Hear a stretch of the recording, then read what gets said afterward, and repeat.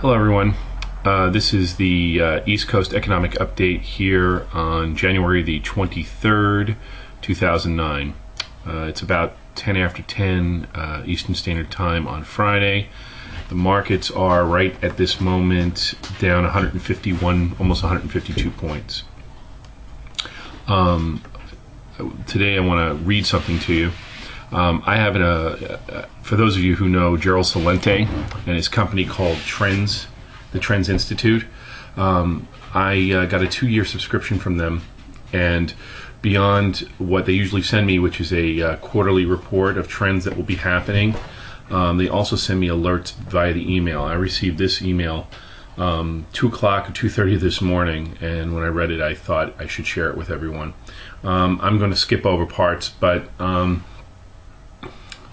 the title of this is a code red. They have different codes: code yellow, code green, code whatever. Same idea as the Homeland Security thing.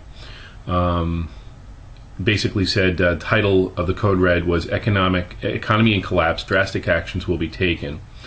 I'm skipping over. They're basically talking about Barack Obama has shattered popularity polls, but this is what I wanted to read to you. Quote. According to the Trends Research Institute director, the new president, who is the director is Gerald Celente, the new president, Barack Obama, who swept into the White House on a tidal wave of unprecedented enthusiasm and the blessings of a strong majority, will have free rein to take whatever actions he deems necessary. And basically, I'm just skipping over because I just don't want to go through everything.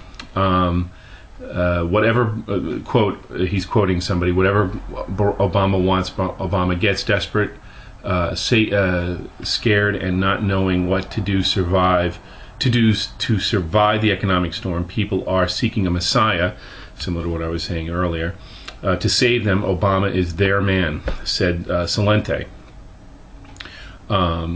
The 332-point stock market decline that greeted Mr. Obama into office, a record breaker for Inauguration Day, and today's, meaning yesterday's, 105-point market decline will be followed by a steady stream of worsening economic news, major financial calamities. Gerald Celente forecast. Just as President Bush exploited 9/11 as a pretext to wage war on terror, invade Iraq, and abrogate the Constitution and exhort his broad executive powers through bipartisan support, President Obama will be given the greater latitude to fight a war on economic terror, predicts Celente. For example, and I'm reading this directly off of his website, for example, Timothy Geithner, President Obama's nominee for Treasury Secretary, has pledged to expand and prolong governmental intervention in financial markets. He said his economic team would take forceful and substantial action on a very dramatic scale to forge an intricate strategy on how best to achieve currency realignment.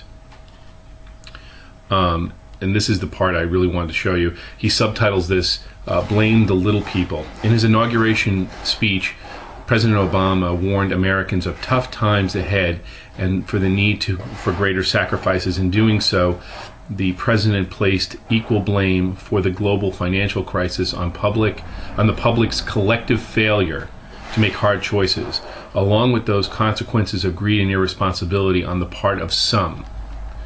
The president is correct. I'm still quoting.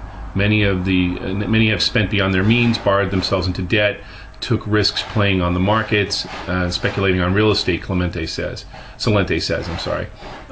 But comparing Main Street's financial missteps to the large-scale corruption and criminality of the banks, brokers, insurance companies, hedge fund operators, mortgage companies, rating agencies, and buyout firms that cooked the books, enriched the executives, ripped off the clients, rigged the numbers, is further evidence that Obama is a Wall Street man.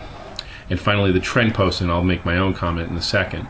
The trend post that he's pointing is, do you know where your money is? Is it safe? Will you be able to get it when you need it? What will be, what will you do if the trading is temporarily suspended on Wall Street? Will you be able to redeem your CDs? Basically he goes on to say that basically that there will be a bank holiday.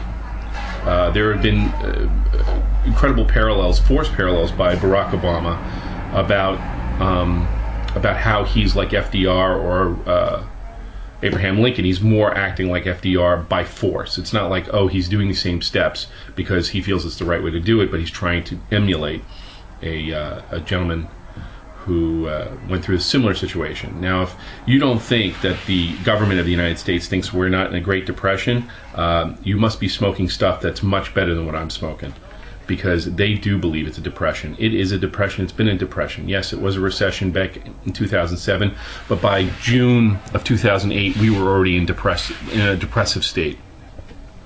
My point is, at this point, I've done everything I can personally to collect whatever monies I have. I do have money in a bank. I have it in a credit union. That is no guarantee that it's going to be safe. And I am trying to generate income through my primary business and also buying seeds and whatever else.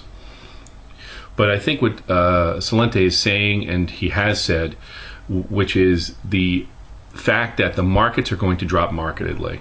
Now, I may be wrong, and it may not reach 7,500, the Dow that is, today, but it's very strong that it'll be very close.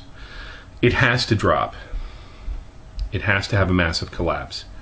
Otherwise, Mr. Obama will not have the Wall Street and Main Street begging them to nationalize everything. This is very close to a post-Weimar situation. I'm not saying that Obama is Adolf Hitler. Please don't get me wrong. But what I am saying is nationalism and socialism, National Socialism, fascism in its entirety, starts out looking like socialism and ends up being a totalitarian state. All communist, all socialist organizations that are on such a large scale historically have all turned into fascism. Stalin's Russia, Hitler's Europe, I mean most of Europe when he had taken most of it over, and now here in the United States. Revolutions never happen where people take up guns and point it in your face. It's usually the people that are begging on their hands and knees for these, taking away of rights and what have you. Don't forget what happened on 9/11. Everybody flipped out. Even Congress, would do anything short of making, George Bush king of the world. So they're not whoever they are, and you can speculate whomever you wish, but whoever the powers that be are, never take your rights. You give them away. So in the next few weeks, Mr. Salente in his quarterly journal indicated that by mid to late February to early March, there'll be riots and people are going to be asking for security. Now, don't forget also, there's a little thing on Bloomberg. I'm going to see if I can find it. But jobless claims already, initial jobless claims in the last 2 weeks are already over 500 to 600,000. By the end of this month, I predict through Shadow Stats has already vindicated me in the sense that we're going to be close to over 5 million people unemployed. They're probably going to push it back as much as they can, but it's going to be over 4 million unemployed and are on the doles. So this is what I'm leaving with you today. Keep an eye on the markets. Also to remind you, keep an eye on the treasuries. The treasuries are lowering. They're kind of vacillating back and forth, but people are jumping into them.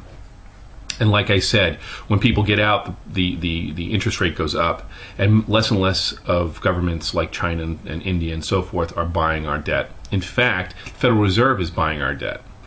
So now that they've run out of money to manipulate the stock market, now they're going to be in the bond market. And we'll see what happens.